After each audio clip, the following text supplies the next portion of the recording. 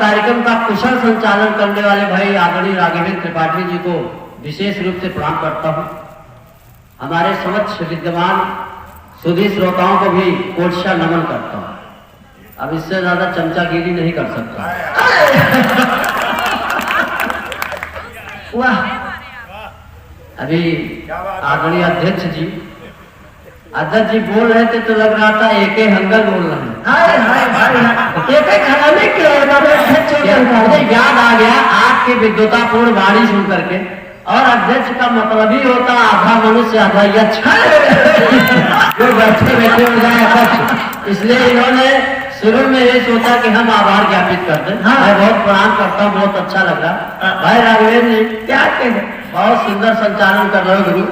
हम तो आराम से बैठे थे कि बाद में नंबर आएगा, लेकिन आपने हमको लगा दिया काल पाठ के लिए, बहुत अच्छा आपका। लेकिन कुछ तरीका हमको समझ में नहीं। एक बार एक पड़ोसी राघवेंद्र जी के घर आया, अब मतलब उसने कहा गुरु हमारे यहाँ मेहमान आए, 4 पाई दे दो। तो इन्होंने कहा गुरु हमारे यहाँ 2 ही 4 पाई, एक में हम हमारे पिताजी लेटते, एक में माता जी हमारी पत्नी लेटती। तो उसने कहा 4 पाई भले न दो, लेकिन लेटने का तरीका गलत है। तालियां थोड़ा घनीभूत करेंगे। हम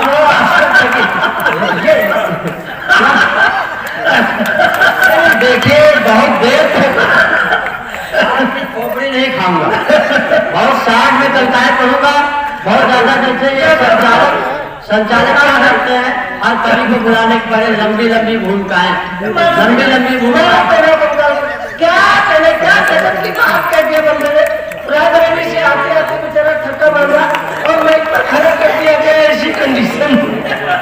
देखो ज्यादा मावाएं ने पहना ना, मावाओं का वजन ज्यादा हो गया।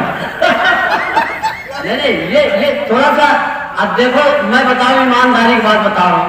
हर आदमी हमको नरकंकाल कह रहा है, हम माइक की कसम खा के कह रहे हैं। अगर कोई मादा कंकाल मिल जाए तभी कोर्ट मैरिज कर ले, ताकि हमारी जो वंश परंपरा चलती है। ये सही बात। तो बहुत ज्यादा लंबी फेंकने कोई आवश्यकता नहीं। एक आदमी कह रहा था कि हमारे पिताजी नाले में कूदते थे तो नदी से निकलते थे। हाँ। दूसरे ने कहा हमारे पिताजी नदी में कूदते थे हिंद महासागर से निकलते थे। हाँ। तो राघवेंद्र त्रिपाठी ने कहा बस इतना ही। हाँ। हमारे पिताजी टंकी में कूदते थे टोटी से निकलते थे। थोड़ा तालियां और जोरदार के लिए मैं कविताएं तो सुनाऊंगा आपको, बहुत अच्छे ढंग से आप लोग सुन रहे हैं। और ये कवि सम्मेलन मुशायरा है। जब मैं आया तो कोई शायर पढ़ रहे थे, हाँ मैं नाम भूल गया हूँ, हाँ कोई पढ़ रहे थे, बहुत अच्छे शेर पढ़ रहे थे। हाँ देखो हम शेर वेर नहीं पढ़ते, हम खुद शेर है तो कहाँ पढ़े। हाँ अच्छा, मतलब कोई इसकी जरूरत नहीं। एक शायर इसी तरह पढ़ रहे थे कि ये दौलत भी ले लो, दौलत माने प्रॉपर्टी, ये शोहरत भी ले लो, शोहरत माने प्रसिद्धि। तो एक श्रोता खड़ा हुआ, उसने कहा यार गजल पढ़ो मदरसा चला रहा। हाँ ये दौलत भी ले लो, शोहरत भी ले लो। एक श्रोता उठ गया, बोला इसकी औरत भी ले लो। क्या मतलब, लेकिन एक चीज हमारी समझ में आती है। शायर यहाँ पे बैठे हुए हैं, इधर हमारे बाएं तरफ बैठे हुए, एक चीज समझ में आती है, शायरों के दिमाग में शेर कहाँ से आते हैं। भाई डॉक्टर अनिल जी, शायरों के दिमाग में शेर कहा जाते, भगवान का समय बाद शेर के दिमाग में लोग आ जाए, काम खत्म हो जाए। बहुत अच्छे ढंग से चले मैं पाठ की शुरुआत करता हूँ। आदरणीय पीके प्रचंड जी को बहुत बहुत प्रणाम करता हूँ। आप तो ये बिल्कुल वो ब्लू टाइप के पहने हुए हैं कुर्ता, लेकिन एक दिन बिल्कुल रायबरेली आए थे, सफेद कुर्ता पजामा पहन के आए थे। तो जब ये घर से चलने लगे तो इन्होंने पत्नी से पूछा कैसा लग रहा है, तो पत्नी बोली ऐसे लग रहे जैसे बतासे में चींटा घुस गया।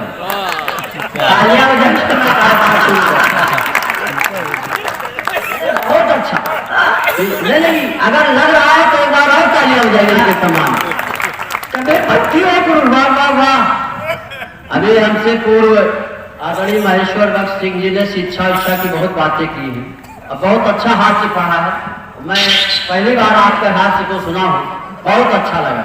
शिक्षा विभाग की बात करके गए, हमारे लेखाधिकारी महोदय भी बता देंगे, सब ये से शिक्षा विभाग से जुड़े हैं। पिछली सरकारों में शिक्षा का स्तर काफी डाउन हो गया।